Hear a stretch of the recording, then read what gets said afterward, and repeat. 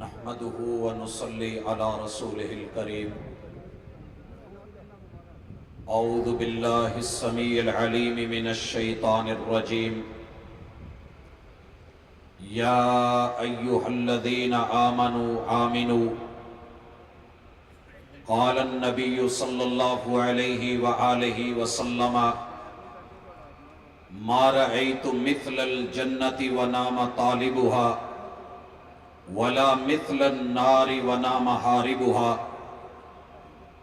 میں بزدل تھا مجھے میری سزا ملی، میں بزدل تھا مجھے میری سزا ملی، اس نے بخشا نہ مجھے ہاتھ اٹھانے کے باوجود۔ حضرات ذی وقار بیداری ملت کانفرنس کے سٹیج سے آپ اہل الحدیث کی کتاب و سنت پہ مبنی دعوت سن رہے ہیں۔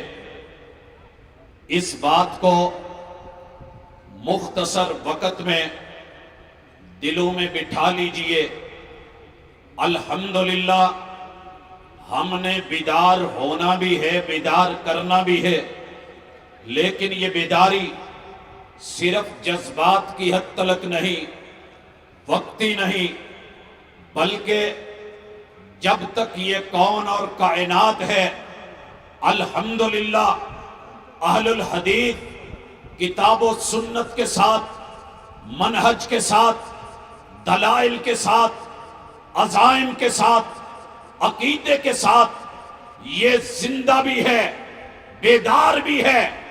ہاں یہ الگ بات ہے کہ دنیا نے ان کو مختلف نشے دے کر کے سلانا چاہا، بزدل بنانا چاہا، اور دنیا والے حالات کو دیکھ کے پینترے بدلتے رہے، الفاظ میں نرمیاں آتی رہی، لب و لہجے بدلتے رہے۔ لوگوں یاد رکھیے، الحمدللہ میرے مسلک کی دعوت، ہمارا موقف دو ٹوک ہے، ٹھوس ہے، مضبوط ہے۔ دعوت کا انداز اس میں حکمت ہو سکتی ہے۔ یاد رہے، الحمدللہ ہم نے دنیا کو جس منہج پہ جگانا ہے، اس کے اندر سب سے پہلے اللہ کی توحید ہے، کبریائی ہے، بڑائی ہے۔ بڑے سے بڑے کو سلام کریں گے، لیکن اللہ کی کبریائی کو دیکھ کے اگر کوئی اپنے آپ کو فرعونیت کی راہ پہ یا نمرودیت کی راہ پہ لے جانا چاہے گا، یاد رہے پھر یہاں کا بچہ اہل الحدیث کا جوان، ان کا بزرگ انشاءاللہ العزیز اس کلمے کو، نعرہ تکبیر کو بلند کرتے ہوئے کبھی لحاظ نہیں کرے گا، کیونکہ اس کا منہج یہ ہے کہ اگر کائنات میں سب سے بڑا رشتہ ہے، ایک اکیلے اللہ کے ساتھ ہے۔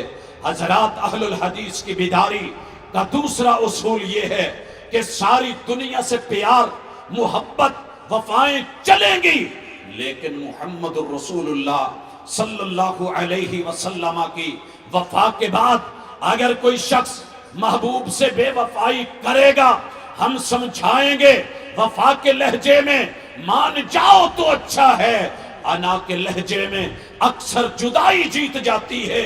حضرات الحمدللہ ہم جب بھی بات کریں گے، یہ نہیں کہ عورتوں کو تحفظ نہیں چاہیے، عورتوں کو ان کو سلامتی نہیں چاہیے۔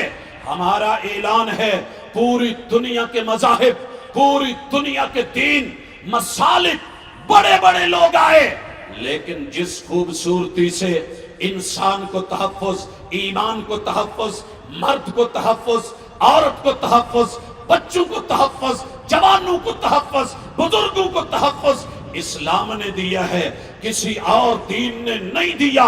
جائیے صرف خطبہ نکاح کو پڑھیے، خطبہ حاجہ کو پڑھیے، انسان کو الحمدللہ ملے گا کہ عورت کو یہ تحفظ کے لیے کائنات میں 100 اصولوں کے اوپر مبنی میرے محبوب کا خطبہ ہر خوشی میں، ہر موقع پر، اور ہر جمعے میں، عیدین کے موقع پہ کوئی لمحہ ایسا نہیں جب آپ نے انسان کو تحفظ، عورت کو تحفظ نہیں دیا۔ انشاءاللہ اس کے اوپر ڈیبیٹس آ رہی ہیں اور یہ چیز لوگوں کے سامنے کھلے عام آئے گی۔